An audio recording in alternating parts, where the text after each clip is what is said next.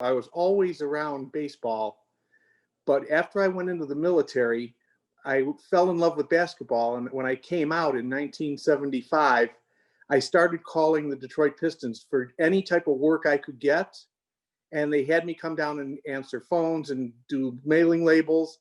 There was a day on the last day of the season that David Thompson scored 73 points against the Pistons, and CBS called the Pistons in the middle of the game and asked if they could put somebody on to do stats of that game. I ended up doing it, and the following year I became the team's official scorer, and I've been doing statistics ever since. I was lucky enough to do every single home game that Barry Sanders had for the Lions. Between him and Larry Fitzgerald, I feel like I've gotten around two of the greatest of all time. In baseball, Kirk Gibson's home run in 1984 just stands out to me as a moment and as an athlete who's had two of the biggest moments of all time. Basketball, I was lucky enough to be able to witness the Isaiah Thomas, Magic Johnson, Larry Bird era before Michael Jordan.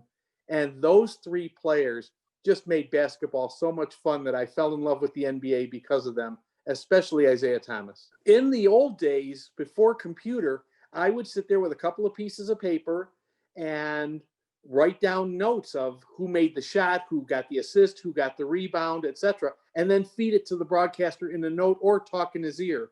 Well, when COVID hit in March, I was working for Major League Baseball and strength training. That stopped.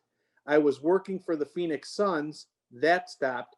The only thing I've done since then, there have been a couple of nationally traveling high school teams that have come into the Valley who've done some games that ESPN broadcast because the big high school stars played in that game.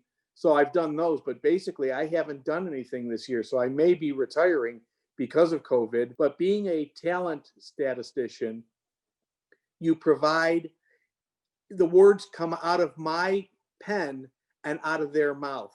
So I'm hearing different Hall of Fame broadcasters use my information and I become part of the broadcast. And the only thanks I get, which is fine by me, is, and at the end of the game, they'll say that was our statistician, Michael Brenner, and our spotter, Joe Smith. I'm not looking for that. I'm looking to be an assistant to the broadcast to help them be as smooth as they can be and not notice that I'm there feeding them the information.